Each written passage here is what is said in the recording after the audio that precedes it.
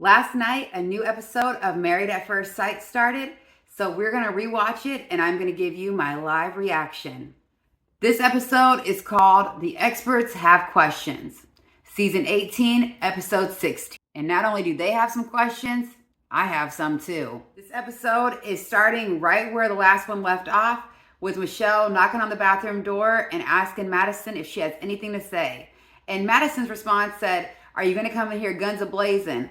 Well, hell yeah, I'm going to come in here guns a-blazing. Y'all been lying to me for God knows how long. While Madison and Michelle are having a conversation, David keeps chiming in. And it is so annoying that to have your ex-spouse defending his new girlfriend in front of you. Like, what is wrong with him? Like, no one needs your opinion right now. You've already made a mess. We don't need to hear from you. Just MM is hilarious. She said, "I had no idea that David and Madison were creeping like TLC." Even though Michelle is super duper pissed, she was like, "I hope him and Madison like living in their parents' basement." Shady boots. Shady boots. Well-deserved shadiness though, in my opinion. I'd be saying a lot more hurtful shit than that. So at least she's being classy, because girl. Michelle just said, he was texting her, "You're so damn fine. Can't wait to eat you." Did you eat her? And that's one thing. When David told Alan that he wasn't physical with Madison, I don't know if I'm buying what he's selling. Because the way that they are with each other, it makes me feel like they could have been somewhat physical. They may not have had sex yet, but I feel like they definitely are very comfortable with each other, that I would be shocked if they haven't done anything. And as Michelle's packing her bags, she even says, I don't even think Madison ever apologized. She just was like, "I like David, he likes me, and that's that." And that's kind of shitty because they were somewhat friends. So the fact that there's just no type of accountability on either of their ends, yuck. So Michelle is leaving, and MM just said she's going to leave too, just because there's just tension there and there's no reason to stay. She's actually friends with Michelle, so I can see why she'd leave too. I wish that they would have had a camera and a mic in that car ride home, because I know MM and Michelle were talking shit the entire way back to Chicago. Madison is a goofy. She wakes up and she's like, "I wonder where Alan's at. I really wish I could talk to him." Like, girl, where was that energy last night when you had David do your dirty work? This is another ADT ad. Like, what is happening? Now Camille and Thomas are talking about they're happy they have ADT because the house was safe and secure. Like, what the hell is going on here? ADT, are you sponsoring this show or what? Now the camera cuts to David downstairs in the living room, and yo, this man wake up looking crazy as hell. Juan comes downstairs soon after it cuts to crazy looking David. And now Juan and David are in the kitchen, and David is asking Juan for advice. And Juan just said something that is spot on. He said, "I don't think that it matters that you and Madison like each other. It's the way that you guys went about it." And that's it, the entire truth. If they would have just been upfront with each other to begin with, and Madison would have been like, "Hey, Alan, I'm not really feeling this. I don't want to continue with this." And David would have been like, "Michelle, I'm not really feeling this. I'm not getting what I need out of this." And then they would have connected, I think we'd be a little bit more sympathetic. But the problem is that they're on a couples retreat with their spouses when they find out that their spouses are cheating on them. Like, what the hell? No one is going to think that that's okay. No one's going to say, "Oh, live happily ever after. We wish you the best." Like, no, you already hurt two people that were completely innocent. I know what y'all say about Michelle. She was innocent. She was still there. She was still trying. She didn't give up on the relationship. So there is no justification to this, period. And then poor Alan, really, poor Alan is really the one that deserves the most apologies, period, from both parties. Juan is just giving all the good advice today. He's told David, "How do you guys think that this relationship will continue if this is how you're starting off? But how you get them is sometimes how you lose them."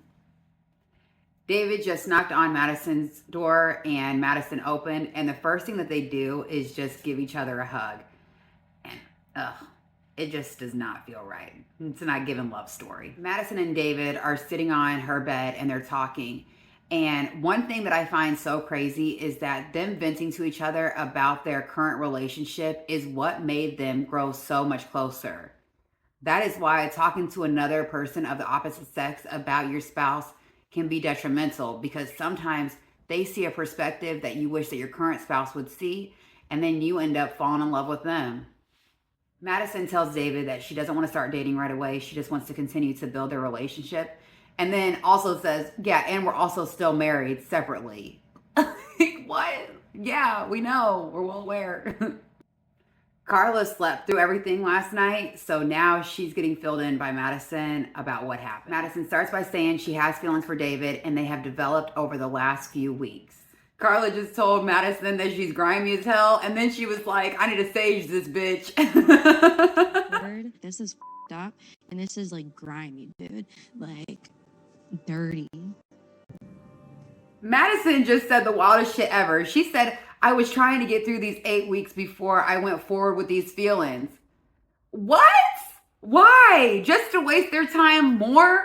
You should have been dead said that you had feelings for this man. And feelings are one thing that I understand you cannot control, but the way that you react on those feelings is something you can control. And if he was feeling you, you were feeling him, why wouldn't y'all just break up with your spouses from the jump? It's not like you've known these people your whole life and you're breaking up like something that was like a lifelong connection. Y'all literally all met at the same time. But to continue to have Alan feeling like you could possibly leave with him at the end of this is wild. You're bogus as hell. Bogus as hell. Damn, Carla pretty much just said, I don't want to be friends with you anymore, Madison. Just straight like that.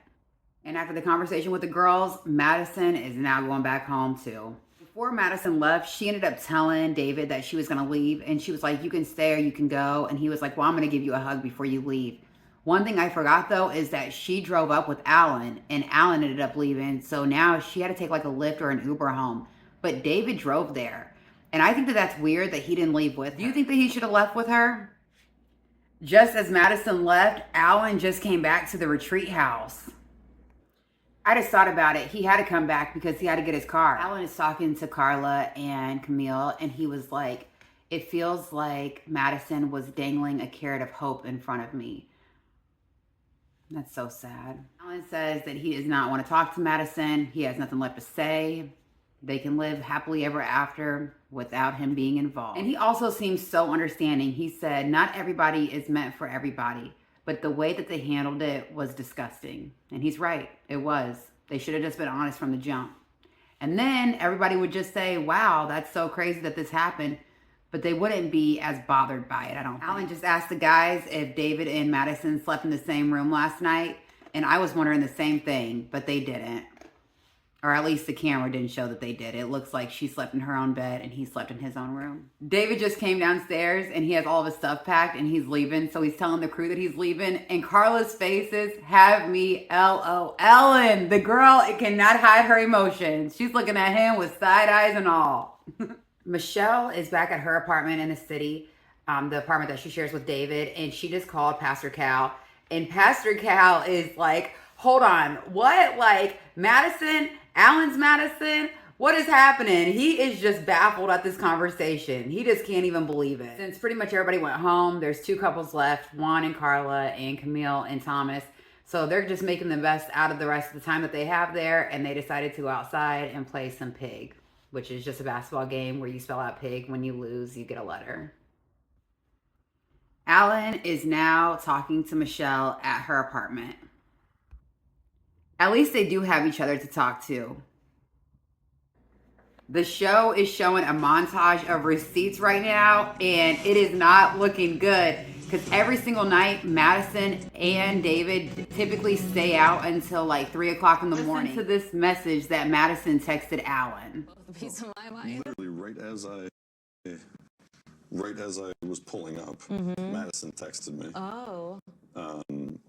So what'd she say? So basically, she's like, I know words can't do anything right now, and I know I'm the last person you want to hear from, but I need you to know how truly sorry I am for hurting you. It was never my intention for that, and the last thing I wanted, and I hope you're open to hearing it from me. All I said was, don't message me, please. Nothing you say holds any value in my eyes. The other couples are now leaving the retreat house too.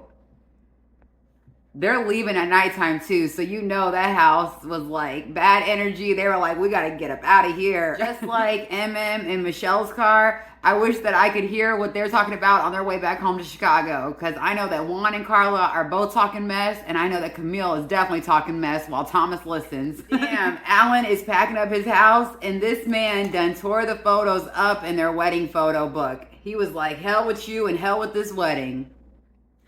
Homie's even burning the vows. He's like not playing. He is mad.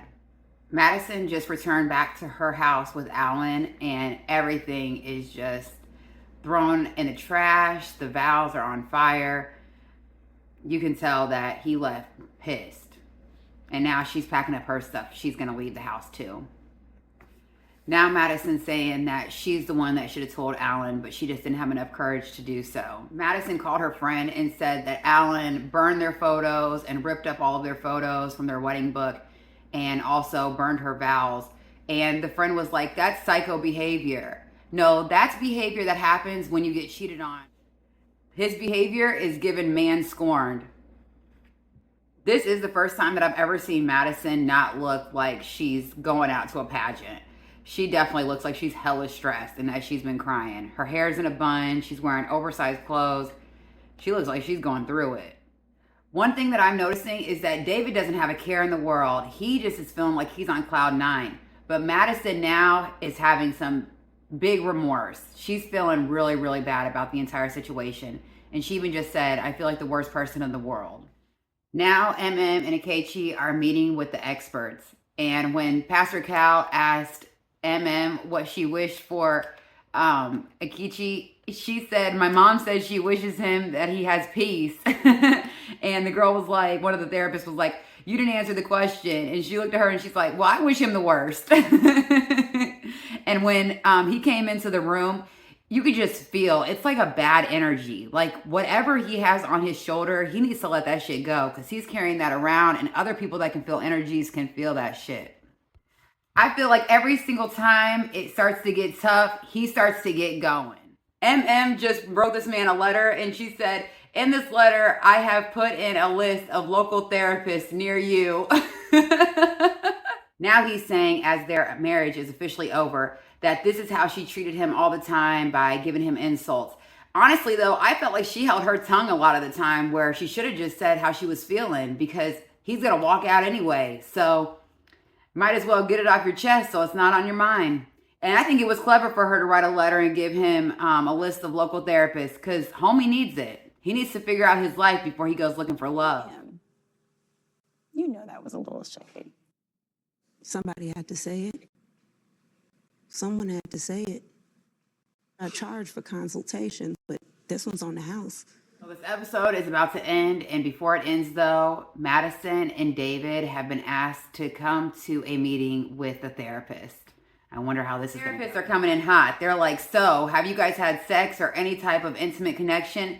And David and her are both denying it, but they are not buying it. They definitely think that they've done something, without a doubt. And so do I, actually. It's interesting because during this meeting with the therapist, I feel like David is all in and Madison does just not know. She's confused. She's like, I like you, but I'm not completely sure if this can be serious or not.